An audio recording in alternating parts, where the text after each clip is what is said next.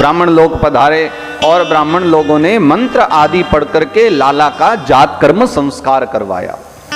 16 जो संस्कार हैं हमारे सनातन धर्म में, उन संस्कारों की पूर्ति करनी है, अतः सर्वप्रथम जात कर्म संस्कार कराया। जात कर्मात्म जस्य वै। और जात कर्म संस्कार करवाने के बाद बालक के आयुष्य वृद्धि के लिए गौ का पूजन करवाया। गौ पूजन के बाद मार्कंडेय पूजन करवाया और उसके पश्चात श्री कृष्ण कन्हैया को यशोदा मैया की गोदी में दे करके नंद बाबा सब ब्रजवासी जनों को उपहार देने के लिए घर से बाहर प्रांगण में जाकर, आंगन में जाकर बैठ गए। प्रातः काल हो गई है, सूर्य सर पर चढ़ आए हैं और कंस की चिंता बहुत बढ़ गई है। आज रात्रि तो लाला का जन्म होना था, समझ ये नहीं आता कि पुत्र के स्थान पर पुत्री कैसे पैदा हो गई। लगता है देवताओं ने कुछ न कुछ गड़बड़ जरूर की है। और कंस ने कारागार में जाकर देवकी के जो 8वां गर्भ है उस कन्या को हाथ में ले लिया। देवकी माता ने प्रार्थना की, भैया ये तो कन्या है, भला कन्या तुम्हारा क्या बिगाड़ेगी, कन्या तुम्हें मारेगी भी नहीं, इसे क्षमा कर दो, इसे छोड़ दो। कंस ने एक नहीं सुनी और उस कन्या को भी पत्थर पर पटक करके बाकी के 6 पुत्रों की भांति मारना चाहता था। तो मारते समय वो कन्या हाथ से छूट गई, आकाश में चली गई और अष्टभुजी मां दुर्गा का रूप बनाया। योग माया है। पुनः कंस को डांटते हुए आकाशवाणी कर दी, अरे मूढ़ कंस, एक कन्या को मार करके तुझे जीवित भी रह गया तो ऐसे जीवन का क्या करेगा। तेरे जीवन को धिक्कार है, तूने छोटे छोटे 6 बच्चों की हत्या की है। शीघ्र ही तेरे अपराध का दंड तुझे मिलेगा। तुझे मरने से डर लगता है ना, अब और डरना सीख ले, क्योंकि शीघ्र ही तुझे मारने वाला आएगा, क्योंकि वो जन्म ले चुका है, उसका अवतार हो गया। और कंस ने ये सुना तो चिल्लाने लगा कि ये तो हमारे साथ चीटिंग हुई है, गलत बात है ना। बोला था कि यहां पर 8वां गर्भ आएगा, लेकिन वो 8वां गर्भ तो कहीं और चला गया। देवता लोग ऐसी गलतियां, ऐसा हमारे साथ धोखा क्यों करते हैं। इसलिए नारद बाबा ने, गुरु जी ने सही कहा था कि इन देवताओं पर कभी भरोसा मत करना, मेरी मृत्यु हो जाएगी, अब किस प्रकार चलूं, मैं कहां ढूंढूं अपने काल को। तत्काल सभा बुलाई गई, बड़े बड़े बुद्धिमान लोग बैठे हैं सभा में। कंस ने कहा कि मेरा काल जन्मा है, बताओ उसे कैसे ढूंढा जाए। तो उसी सभा में एक मंत्री ने खड़े होकर के बताया कि महाराज, यदि आप सुनना चाहें तो मेरे पास एक उपाय है कि देखिए, आपका काल यदि कहीं निकट ही जन्मा है और ब्रज क्षेत्र में कहीं जन्मा होगा, तो हम लोग एक काम करें, जितने भी अभी 10 दिन के अंदर जन्मे बच्चे हैं उन सभी की हत्या कर देते हैं और उन सभी बच्चों के बीच में आपका जो काल होगा वो भी मर जाएगा। कंस ने कहा, यह उपाय तो अच्छा है। तत्काल आदेश दिया, 10 दिन में जितने भी बच्चे जन्मे हैं हम सभी को मारेंगे, अभी के अभी रथ तैयार करो, सेना तैयार करो। एक ने खड़े होकर कहा कि महाराज, छोटे छोटे बच्चों को मारने के लिए सेना का क्या काम, वहां कोई युद्ध करने थोड़ी जाना है। यदि बच्चों को मारना है तो मारने वाली भी वैसी ही चाहिए। कौन मारेगी? पूतना मारेगी। पूतना बाल घातिनी, पूतना को बुलाया और कंस ने पूतना को यह कार्य सौंपा, क्या तुम सभी बच्चों को मार दोगी और उनमें मेरा जो काल होगा वो भी मर जाए। पूतना ने कहा कि भगवान आप निश्चिंत रहें, मेरे पास ऐसा उपाय है कि उस उपाय के द्वारा एक भी बच्चा आपको ब्रज में दिखाई नहीं देगा, सबको मार डालूंगा। कंसेन प्रहिता घोरा पूतना बाल घातिनी शिशुश्चचार निघ्नन्ति पुरग्राम व्रजादिषु।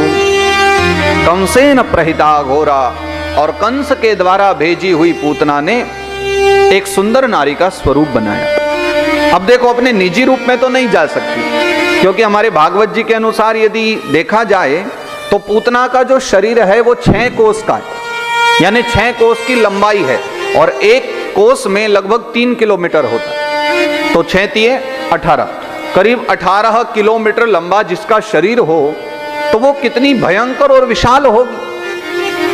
अतः उसने अपना सुंदर छोटा स्वरूप बनाया, एक सामान्य युवती की तरह, और बड़ी सुंदर युवती बनके आज वो सब बच्चों को मारने के लिए ब्रजधाम में पधारी। ब्रज में आकर के जब बच्चों को ढूंढने लगी तो भगवान विचारते हैं कि यदि देवी जी ने हमारे सारे मित्रों को मार दिया तो बड़े होकर के फिर हम किसके साथ खेलेंगे? ये बाल लीलाएं कहां कहां जाकर के करेंगे? वो जो माखन चोरी आदि लीलाएं करनी है वो सब किसके साथ होंगी? तो उसके लिए सबका जीवित रहना जरूरी है। सो कृष्ण कन्हैया ने ऐसी लीला की, भागवत जी में लिखा है कि पूतना किसी बच्चे को न मारकर सीधा नंद भवन पहुंची। ब्रजधाम में नंद भवन पहुंच गई, मानो भगवान ने स्वयं ही अपनी और उसको आकर्षित करके बुला लिया। और उस सुंदर सी नारी को आया देखा तो सारे ब्रजवासी जन, सखा, ग्वाल बाल सब आश्चर्यचकित हो गए कि इतनी सुंदर नारी, इतना श्रृंगार किए हुए, ये हमारे ब्रज में कहां से आई है, कौन है? लेकिन शर्माने के कारण कोई प्रश्न भी नहीं करता, कोई परिचय पूछता भी नहीं है। और अंत में पूतना स्वयं ही नंद भवन के अंदर प्रवेश कर गई। यशोदा मैया अपने लाला को गोदी में खिला रही थी तो पूतना ने देख करके विचारा कि मेरा पहला शिकार तो मिल गया, पहले मैं इसी बच्चे को मारती। और उसने यशोदा मैया के निकट जाकर के कहा, अरे मैया तेरा लाला कितना सुंदर है, मैं इसको आशीर्वाद देती हूं कि जुग जुग जिए। तो बाहर बाहर तो आशीर्वाद है जुग जुग जिए, और अंदर ही अंदर विचार भी कर रही है कि कैसे पल के पल में इसको समाप्त करूं। यशोदा मैया ने उसकी ओर देखा तो कहने लगी, आपने मेरे लाला को आशीर्वाद दिया उसके लिए तो धन्यवाद, लेकिन आप हैं कौन और कहां से आई हो? तो पूतना कहने लगी, अरे बहन मुझे अपनी छोटी बहन ही समझो, अब परिचय का क्या करना है, वैसे तो हमारी कोई रिश्तेदारी नहीं है, मैं तो दूसरे गांव से आई हूं, लेकिन तुम्हारे लाला के विषय में जब सुना कि वो बहुत सुंदर है तो बस उसके दर्शनों के लिए मेरा मन बड़ा व्याकुल हो गया, और आपके लाला के दर्शन करने के लिए मैं इतनी दूर से आई हूं।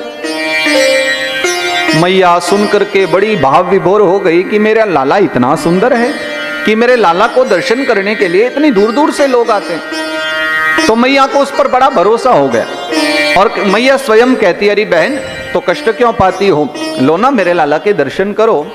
तो पूतना कहने लगी, मैया इतनी दूर से आई हूं, क्या आपके लाला को थोड़ी देर गोदी में खिला सकती हूं? और बोली भाली मैया ने कहा कि क्यों नहीं खिला सकती, लो ना, ये आप ही का तो लाला है, आपका आशीर्वाद है इस पर, आपने इसको आशीर्वाद दिया है, लो खिलाओ। और पूतना की गोदी में मैया यशोदा ने लाला को दे दिया और स्वयं अपने गृह कार्य करने के लिए वहां से चली गई। अब इतनी दयालु और इतनी भोली हैं कि वो किसी पर भी विश्वास कर लेती। पूतना ने जब कन्हैया को अपनी गोदी में देखा तो विचार करने लगी, इसकी मैया कितनी भोली है, बिना विचारे अपने लाला को मेरी गोदी में दे गई। और प्रसन्न हो करके पूतना ने विचारा कि अब ज्यादा देर नहीं करनी चाहिए, कार्य समाप्त कर लेना चाहिए। तो ये कन्हैया को दुग्ध पान कराने लगी, क्योंकि ये स्तनों में जहर लगा करके आई थी कि जैसे ही कन्हैया लाला जहर पिएंगे तो जहर पी करके मर जाएंगे। ये विचार करके उसने भगवान को दुग्ध पान कराना चाहा। गोदी में कन्हैया को लिया तो कन्हैया गोदी में आकर के पूतना का मुख देखते ही आंखें बंद कर गए। चराचरात्मा सनिमीलिते क्षणः, उस चरात्मा भगवान नारायण ने, भगवान श्री कृष्ण ने जब पूतना के मुख को देखा तो आंखें बंद कर ली। और आंखें बंद क्यों की, इसके पीछे अनेकों विचार हैं। एक विचार तो ये लगता है कि संभवतः भगवान को पूतना का मुख पसंद नहीं आया। पसंद क्यों नहीं आया? भगवान कहते हैं कि यदि आना था तो अपने निज रूप में आ जाती, ये कपट वेश धारण करके जो आई ना, वो मुझे पसंद नहीं आया। कपट वेश भगवान को प्रिय नहीं है, छद्म वेश पसंद नहीं। सो मानो इसलिए भगवान ने आंखें बंद कर ली हो, या भगवान आंखें इसलिए भी बंद कर सकते हैं कि भगवान विचार करने लगे कि ये जो पूतना है वो तो दुग्ध पिलाने के बहाने जहर पिलाने आई है, तो अब इस जहर का क्या करें, इसको पिएं या छोड़ दें। मानो ये विचार करने को भगवान ने आंखें बंद की हो। या ये भी हो सकता है कि भगवान आंखें बंद करके भोलेनाथ का स्मरण कर रहे हो कि बाबा आप तो जहर पीने के आदी हो ना, अभी समुद्र मंथन से जब हलाहल कालकूट विष निकला आप तो पल भर में पी गए, सो आपकी तो पुरानी आदत है जहर पीने की, लेकिन हमारे लिए तो नया नया अनुभव है। सो एक काम करें, आप कृपा करके पधारो और जहर आप पी लो, दूध मैं पी लेता हूं, बंटवारा कर लेते। या संभवतः भगवान आंखें बंद करके ये विचार कर रहे हो कि ये जो पूतना है इसने ऐसे कौन से पुण्य किए थे कि ये मुझको माता के समान दुग्ध पान कराने आई है। क्या यशोदा मैया जैसा इसने भी कोई कर्म किया था जो इसने मुझे पुत्र की भांति गोदी में ले लिया है। तरह तरह के भक्तों के विचार भिन्न भिन्न प्रकार के हैं।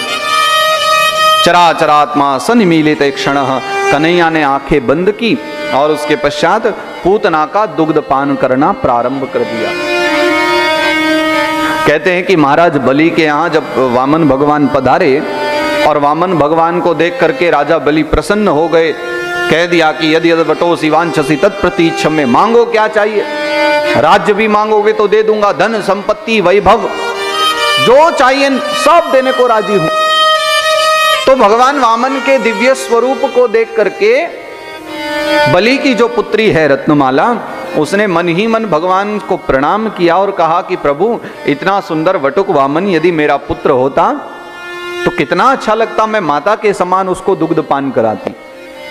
तो वामन भगवान ने दूर खड़ी रत्नमाला के हृदय का विचार जान लिया और दूर से ही भगवान ने उसको आशीर्वाद भी दे दिया कि एक दिन आएगा जब तुम दुग्ध पान कराओगे।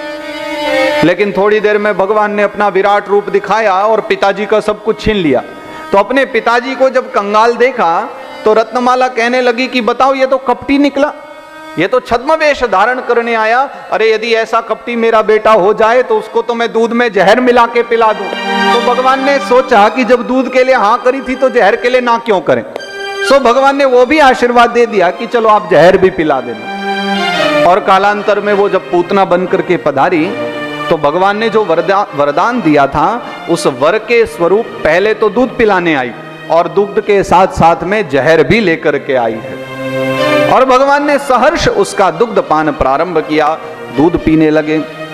और दुग्ध पान करते करते जब मन भर गया तो भगवान ने विचारा कि बस अब पर्याप्त है। और तब तक पूतना ने भी विचारा कि बड़ी देर हो गई, ये तो इतना भयंकर विष लगा करके आई थी कि इसके जैसे बच्चे तो हल्का सा सूंघ भी ले तो मर जाएं, और ये इतनी देर से दुग्ध पान किए जा रहा है, ये मरता भी नहीं है, ये क्या आश्चर्य है। तो उन्होंने विचारा कि चलो थोड़ा सा दूर करूं इसको। और जैसे ही कन्हैया को दूर करने लगी तो कन्हैया मन ही मन कहने लगे कि बताओ, पहले माताजी बनकर आई और स्वयं मुझको गोदी में उठाया, दुग्ध पान भी कराया, क्या ये नहीं जानते कि ईश्वर एक बार जिसको शरणागति दे देते हैं फिर उसको शरण से दूर नहीं जाने देते। यदि हमारी शरण आने के बाद भी तुमको कंचक की सेविका बन करके रहना पड़ा तो फिर हरि शरण आने का क्या लाभ रहा। अब ये शरण छोड़ करके जाने की आवश्यकता नहीं है। और पूतना बारंबार प्रभु को अपने से दूर करना चाहती हैं, लेकिन ठाकुर जी ने पूतना के प्राणों का पान करना प्रारंभ कर दिया। दुग्ध पान कर लिया, विष को छोड़ दिया और उसके विष के पश्चात प्राणों को पीना प्रारंभ किया। और जब पूतना के प्राण निकलने लगे तो पूतना छटपटाने लगी। सामंच मुंचालमिति प्रभाषिणी, अरे मुझे छोड़ दो, मुझे छोड़ो, मेरे प्राण निकल रहे हैं, मैं मरने वाली हूं। भगवान श्री कृष्ण मुस्कुरा रहे हैं, उसके प्राणों का पान कर रहे हैं। मरते समय असुर का अपना जो निज रूप प्रकट होता है वो जान करके पूतना वहां से बाहर निकल गई। और जब दौड़ करके जाने लगी बाहर नंद भवन से तो कुछ लोगों ने उसको देख लिया। अरे ये हमारे कन्हैया को लेकर कहां जा रही है। दौड़ करके सब गए, मैया यशोदा को कहा, मैया देखो तुम्हारे लाला को लेकर कोई राक्षसी जा रही है। और देखते ही देखते पूतना ने अपना विशाल 6 कोश का रूप धारण कर लिया। वो 18 किलोमीटर लंबा शरीर प्रकट हो गया और भगवान ने जब उसके प्राणों को पूर्ण रूप से पी लिया, वो निश्चेष्ट हो गई, प्राण निकल गए, धड़ाम करते हुए जमीन पर गिरी। और जैसे ही गिरी तो कंस का एक बगीचा था, बहुत ही सुंदर बगीचा, जहां वो किसी को नहीं आने देता था। तो पूतना के गिरते ही वो सारा का सारा बगीचा उसके नीचे दब करके नष्ट हो गया, समाप्त हो गया। भगवान श्री कृष्ण पूतना के वक्षस्थल पर दुग्ध पान करते हुए अभी लेटे हैं। दौड़े दौड़े सब ब्रजवासी जन पधारे और ब्रजवासी ने आकर के जब देखा तो दौड़ करके कृष्ण कन्हैया को पूतना के शरीर से उठाया। नंद बाबा ने आकर के उसका परिचय दिया और फिर पूतना का अंतिम संस्कार करवाया। और भगवान को लेकर के मैया यशोदा रोते रोते नंद भवन में आई।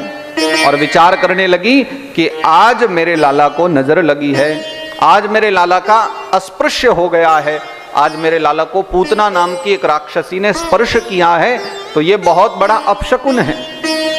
मैं अभी अपने लाला को शुद्ध करूंगी। और एक बढ़िया चांदी की परात लेकर के उस परात में अपने गोपाल को बिठा करके मैया ने गुलाब वाले जल से, सुंदर जल से लाला का स्नान कराया, मंत्र पढ़ते हुए। और मंत्र कितने प्यारे प्यारे हैं कि अव्यादजोंग्रिमणिमांस्तव जानवथोरु, भगवान का नामोच्चारण करते हुए, हे नारायण भगवान मेरे लाला की रक्षा करना, हे गोविंद भगवान मेरे लाला के मस्तक की रक्षा करना, हे केशव भगवान मेरे लाला के माथे की रक्षा करना, हे विष्णु भगवान मेरे लाला के उदर की रक्षा करना। भगवान के ही नामों का उच्चारण करते हुए भगवान को ही स्नान कराया। और मैया यशोदा ने जब ये स्नान कराया तो देख देख करके कन्हैया बड़े प्रसन्न हुए। चारों ओर गोपिकाएं बैठी हुई हैं और लाला को स्नान करते हुए देख करके उनके माथे पर जब जल गिरता है और जल की वो तरंगे धारें कन्हैया के शरीर पर आती हैं, तो वो देख देख करके गोपिकाओं के मन में एक बात चलती है कि हे नारायण, हे प्रभु, हे विधाता, यदि कभी हमारे भी घर में बालक हो ना तो कृष्ण कन्हैया जैसा ही हो, हमारे कन्हैया ही हमारे पुत्र रूप में प्राप्त हो जाएं। और इनकी सेवा का जो अवसर माँ यशोदा को मिला है, यही अवसर कदाचित हमको भी मिल जाए। और कन्हैया के रूप को देख देख करके, उनके श्रृंगार को देख देख करके वो सब ब्रज गोपिकाएं भाव विभोर हो रही हैं। और इधर मैया स्नान कराती हैं, उधर सब लाला का गुणानुवाद कर रही हैं। हे कृष्ण तेरे नाम पे